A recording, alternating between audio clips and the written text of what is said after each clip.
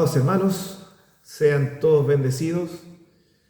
Soy el pastor David Pinto de la iglesia de Chancón, de la segunda zona.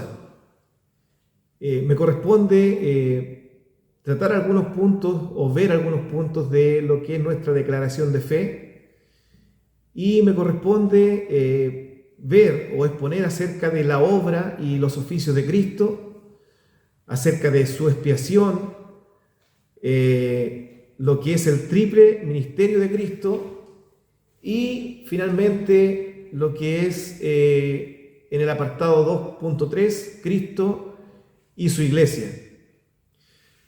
Decimos que, o nuestra declaración de fe dice que Cristo realizó muchas obras, pero por excelencia fue el morir por los pecados del mundo, pues Él es el Salvador y Cordero del sacrificio. En el Evangelio de Mateo capítulo 1, versículo 21, dice: y dará a luz un hijo, y llamará su nombre Jesús, porque Él salvará a su pueblo de sus pecados. Juan capítulo 1, versículo 29, dice: el siguiente día vio Juan a Jesús, que venía a él, y dijo: he aquí el Cordero de Dios, que quita el pecado del mundo. Están incluidas en su obra expiatoria su muerte, resurrección y ascensión. No solo muere por nosotros, sino también vive por nosotros. No solo resucita de los muertos, sino también asciende al cielo para interceder por nosotros. En el libro o en la carta de Pablo a los Romanos, en el capítulo 8, versículo 34, dice: ¿quién es el que condenará?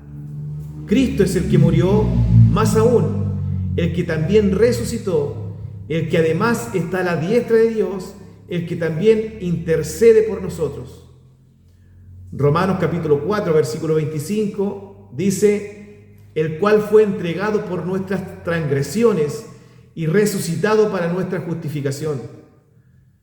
Romanos capítulo 5, versículo 10 dice: porque siendo enemigos fuimos reconciliados con Dios por la muerte de su Hijo, mucho más, estando reconciliados, seremos salvos por su vida. Finalmente, Pedro, en su predicación en el capítulo 3 del libro de los Hechos, dice de la siguiente manera: ustedes mataron al autor de la vida, pero Dios lo levantó de los muertos, y nosotros somos testigos de ese hecho. En el apartado 2.2 habla acerca del triple ministerio de Cristo, es decir, profeta, sacerdote y rey.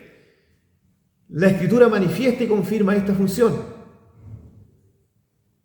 En cuanto a lo que es Cristo como profeta, en el libro de Deuteronomio, capítulo 18, versículo 15, dice: profeta de en medio de ti, de tus hermanos, como yo, te levantará Jehová tu Dios, a él oiréis.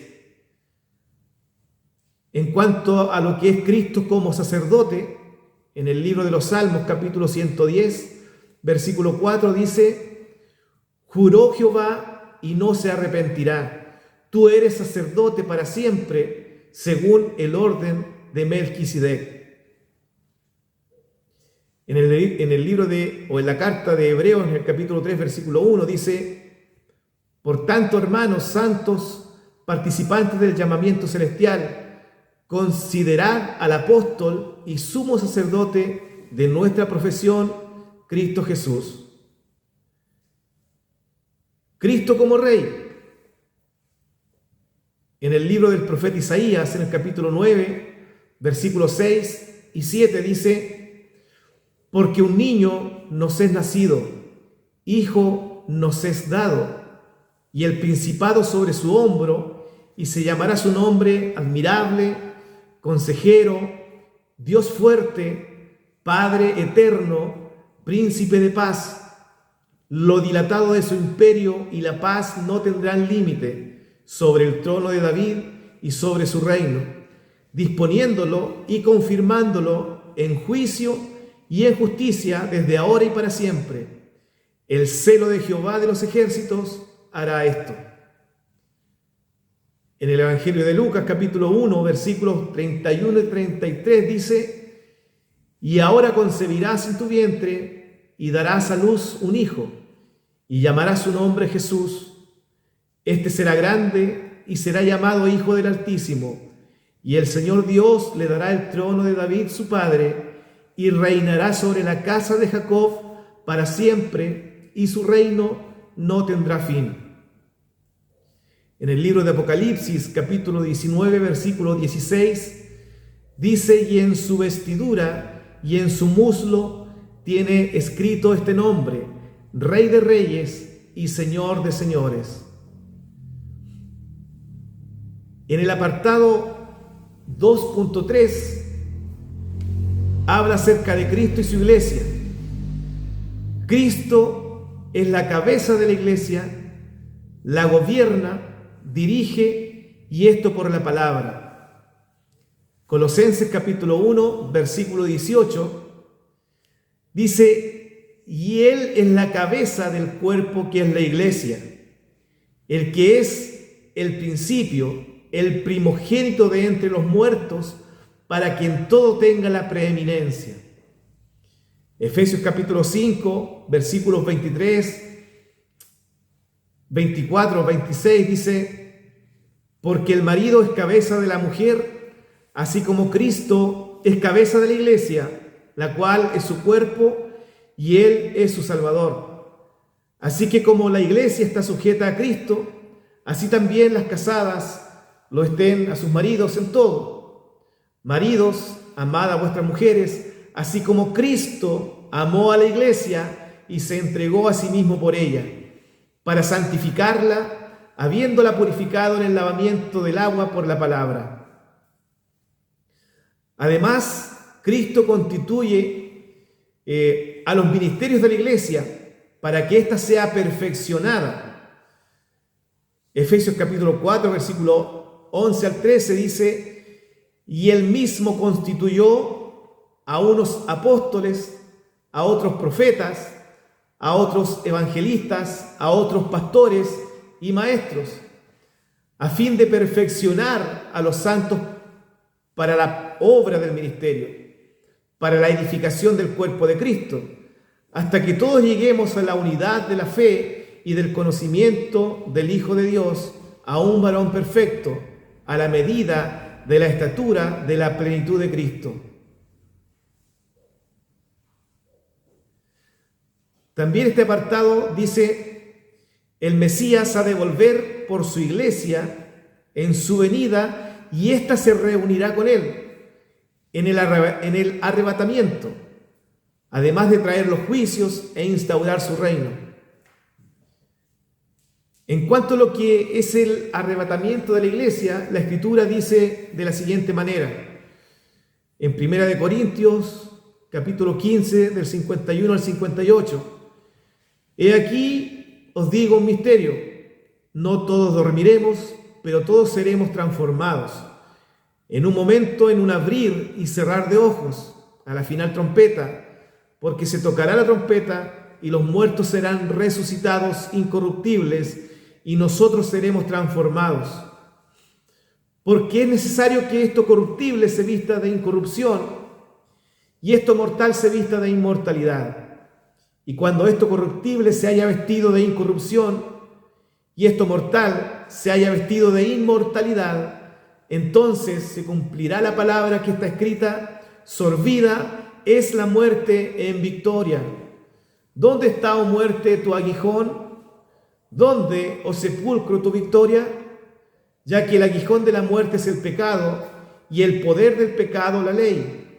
Mas gracias sean dadas a Dios, que nos da la victoria por medio de nuestro Señor Jesucristo.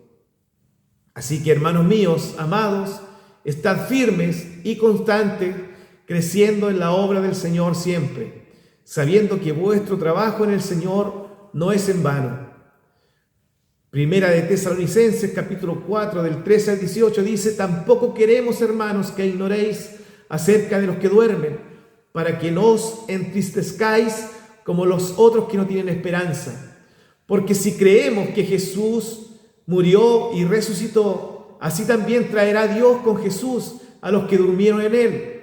Por lo cual os decimos esto en palabra del Señor, que nosotros que vivimos, que habremos quedado hasta la venida del Señor, no precederemos a los que durmieron, porque el Señor mismo, con voz de mando, con voz de arcángel y con trompeta de Dios, descenderá del cielo, y los muertos en Cristo resucitarán primero. Luego nosotros, los que vivimos, los que hayamos quedado, seremos arrebatados juntamente con ellos en las nubes para recibir al Señor en el aire, y así estaremos siempre con el Señor. Por tanto, alentaos los unos a los otros con estas palabras. En cuanto a lo que es instaurar los juicios y su reino, el reino de Cristo, la Biblia nos dice lo siguiente. En Apocalipsis capítulo 19, del versículo 11 al 21, dice, o se describe la segunda venida de Cristo como un jinete victorioso montado en un caballo blanco. Este jinete, identificado como fiel y verdadero, lidera los ejércitos celestiales. Su victoria sobre la bestia y el falso profeta, así como sobre los reyes y sus ejércitos. Es contundente y definitiva la victoria de Cristo. La bestia y el falso profeta son arrojados vivos al lago de fuego, mientras que los demás son muertos por la espada que sale de su boca. Miqueas, en el capítulo 5, versículo 4, dice: y él estará y apacentará con poder de Jehová, con grandeza del nombre de Jehová su Dios, y morarán seguros, porque ahora será engrandecido hasta los fines de la tierra. Zacarías capítulo 9, versículo 10 dice: y de Efraín destruiré los carros y los caballos de Jerusalén, y los arcos de guerra serán quebrados, y hablará paz a las naciones, y su señorío será de mar a mar, y desde el río hasta los fines de la tierra. Amados hermanos, que Dios les bendiga.